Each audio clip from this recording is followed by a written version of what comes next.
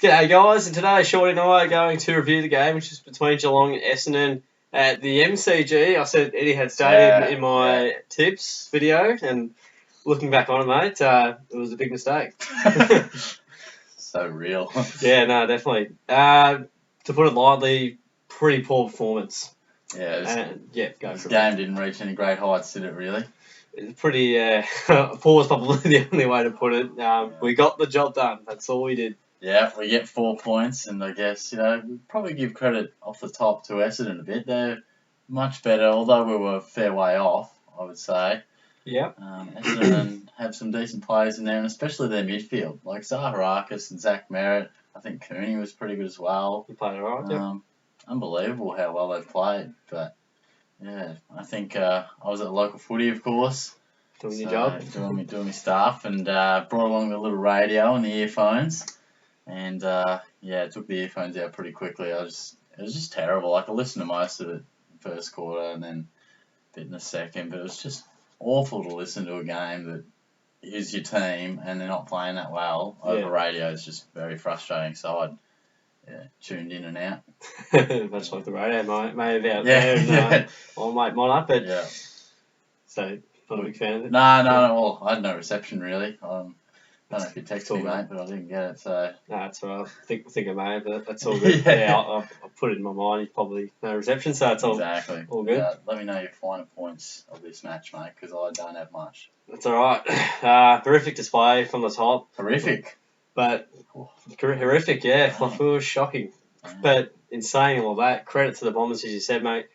Great spirit, and the pressure was fantastic they applied to us whenever we just couldn't get our run and carry game on, with the Bombers applying plenty of pressure, plenty of tackles. I think we just out-tackled them that's because they dictated terms, I felt, for most of the game.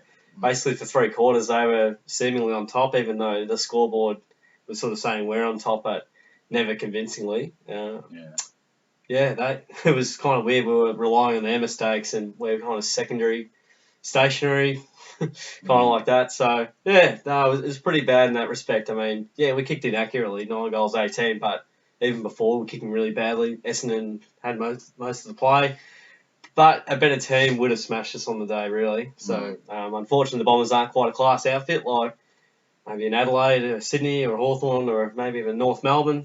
They would have towed us up if we played like that and dished that up. It's all about the polish.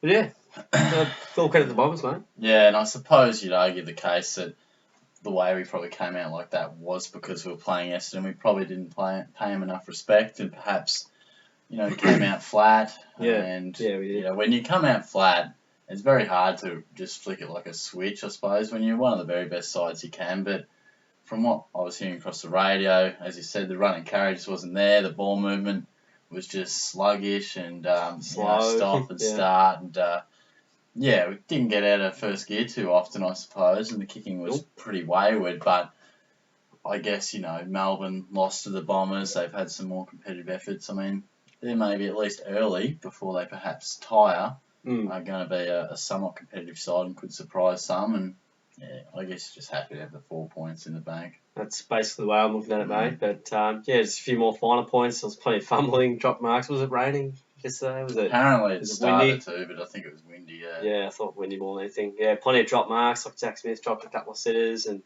did take one good one. Yeah, he did. That was a very nice one. Conversion on goal was poor. Menzel, 5 behinds. And he missed. And even when he took I think it was that great mark 1-on-1 against Bagley, I had no confidence he'd kick it, and he missed it from just outside the goal square. So when you're on, you're on. And gosh, it was, he was not on. He was not on. Yeah, it reminded me of a very painful game a long time ago. But we were smashed in many areas. I think they not dominated, but were on top in most of the key stats. And the midfield and forward line just maybe need to take a good look at themselves, really. I think the cohesion between them, when you've got Selwood, Dangerfield, Caddy, I don't know if Duncan goes into centre bounces often, but you have such a good midfield there, and when it gets beaten by Parrish, Zaharakis, I don't know who else really goes. Zach Merritt, who are good players, but you've got a tier up in talent on our side, and they just get smashed. Yeah. And Leuenberger had a game of his life. He had probably more clearances than Dangerfield. So Yeah. Leuenberger tore us up. Shocking, but Yeah, he was quite impressive, I heard. definitely, mate, definitely did a great job. You would have been pretty happy for maybe in one aspect of that. So, Nah, trade him out. oh, it's alright. Salt. Right, trade. But yeah, good on the turnover. We made him pay. We had to. So that was a positive. You know, we only 9 goals. The game was pretty poor, but we only allowed them 6. So 11 scoring shots, I think, from memory. Stingy defence, as they called it all day. The defence was fantastic. Yeah. That's one great positive. If our defence can play off that each week, it would be hard to beat. But against better opposition, your defence will be exposed. Yeah, and we probably did make the most of the fact that it was also, Danaher or nothing. One mark for Danaher for the Yeah, day, and that was up at half back for him. But they look for him all the time as well. Yeah. So it's sort of like, pretty predictable and, with our intercepting and pretty organised defence, we eat that up for breakfast. We love it long and high, mate. Yeah. Kicking it long and high. Geelong, a good chance. So those are the final points there, matey. If you want to chuck a name out there. Yeah, not many. Chuck a couple of names. Not many votes for me, but I did hear that Motlop was playing quite well. He seemed to be really getting on his bike and stuff like that. Yep. Selwood and Dangerfield probably had stats without maybe having as much impact as they might normally, but on the day seemed alright. And I know you mentioned Guthrie, and he sounded pretty handy as well, coming off the old transistor radio. So, yeah. Very good, mate. Well, the 3 went to Dangerfield, 27 touches, 5 marks and 2 tackles. He was just hard in it all day. And, I didn't really know to give the 3 to, but I thought Dangerfield was maybe a bit more of a standout in at crucial times where he just has a gear. He goes from first to fourth so damn quickly. It's incredible watching on. He finds a way away from the stoppage, and that's crucial. And then he kicks it 50 metres. So he gains you 65 metres just in one bit of play. That's what makes him so valuable. Yeah. The 2 votes went to, I was about to say Daniel Motlop, Steve Motlop. He's retired, long time retired. 24 disposals, 4 marks, 2 goals. We talked about confidence last week with Motlop. Played well, but seemed like a man that just needed a bit more confidence. He was up and about. He was creating play. He looked, much better. Set up through link and chain. So he was very good and kicked goals at crucial stages when he had to. And he was good. Good to see. What we need, mate, from him each week in, week out. And the 1 vote to old mate Lockie Anderson, who's come over to the category. Did you hear about him much? Yeah, it sounded like he was intercepting quite a bit. Yeah, well, mate, the stats tell it all. 17 disposals, 10 marks. Yeah, 10 marks. And did a fantastic job. Tom Lonergan, very stiff not to get votes as well because he kept Danaher to 1 mark. I thought the way Henderson set himself and took the game on at times and took plenty of intercept marks was fantastic. And, he's been good without being great, without getting a lot of the ball, but doing his job at the same time. So it's tough to identify and give votes for that, but we like to reward those that work hard. Yeah, an underrated pickup so far. Everything's been about Zach Smith and, of course, Dangerfield. Paddy but Boyd. Henderson is, he's been as good as Zach Smith, I think. He's been very solid, You don't quite get to see it maybe as much as the tackling prowess from Zach Smith or the touch to advantage and the goals he kicks, but Lockie Anderson, very valuable down there. Very keystone for us. So. Absolutely. Tough to give a chopping block, isn't it? Yeah, I mean... I can't even really think of me. Well, as far as changes and things like that, of course, Corey Enright was managed, so you would naturally think he would come back and... Was it calf? I don't know. Is that what you've heard, is it? I just keep hearing calf injuries. Oh, yeah. Kirsten calf. True.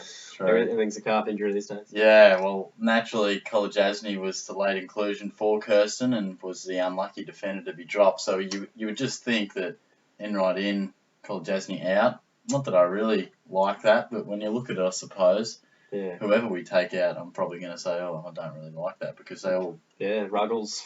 Yeah, Ruggles, Mackey's forms, really picked up since the last 18 months. Definitely. Guys like Darcy Lang and Jordan Murdoch could probably do a bit more. Yeah. I was thinking of those two when I first introduced the segment. Yeah, they do bits and pieces that you go, that's promising, but they just don't do enough. So I think they had 11 touches and 10 touches respectively. So they've got to be on thin ice, especially when you got a bloke like Lincoln McCarthy who didn't do too much wrong to get dropped. No, it was good. Kicked a couple. against the Lions. Yeah, and of course Shane Kirsten, who was out with a calf, and they are notoriously 2 to 3 weekers, so it'll be funny if he comes back in because it wouldn't have been a calf. No, it'll be a bit of a what is it, white lie we'll call it. Yeah. But yeah, I mean, not too much to really talk about, I suppose. I mean, A, I didn't really see much of it, and B, yeah, there were a lot of people who were just sort of mediocre, but a few of those sort of fringe players we often talk about, I guess. Absolutely, mate. Yeah. Don't think I've missed anyone, have I? No, that sounds about right. I didn't really check the stats too finely, but they pretty much hit the nail on the head there. All right, mate. I'll handball it over you then. We'll look at it next week, and is it Port Adelaide Oval? Is that about right, mate? Yeah, I think so. This is your segment, mate. I may have jumped the gun, that's all, because I was going through random rounds, and let's hope we got Port Adelaide next week, guys. Currently, as we speak, last we checked the scores, Port getting smashed by the Giants at Spotless. So, yeah, that indicates to me they're not going very great at the moment. The Saints nearly beat them in round one, conceded 100 points to the Saints. They've just been very leaky in defence.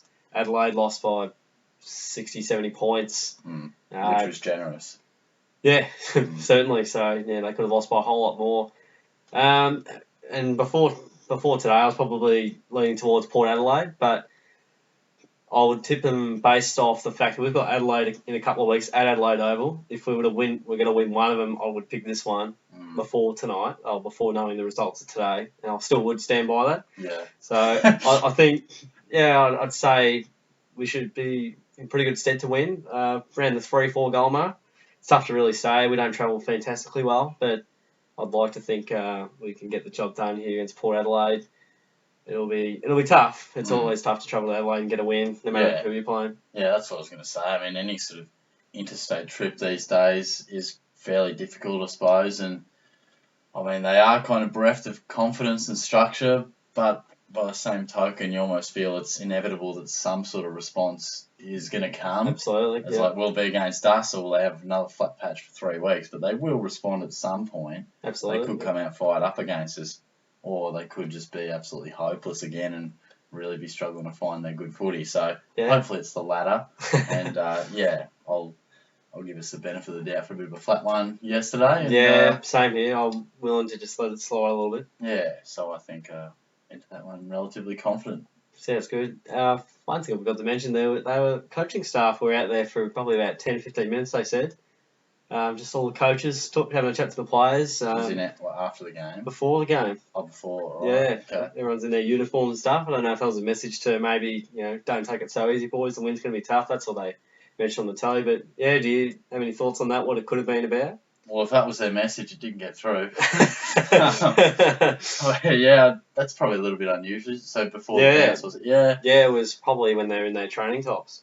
Yeah, that is a bit strange. No, I've got no idea what that could be really about, but maybe hammering home a point that they really emphasised on during the week. But yeah, as I said, probably whatever it was, didn't really come out too well, because I wouldn't have thought, not that I've watched Scotty's presser, unfortunately, I wouldn't have thought he'd be overly happy with the performance. No, we'll check that pretty shortly, but it'll be good. So that's the review. Not a great game, but let's hope we can butter up and perform next week.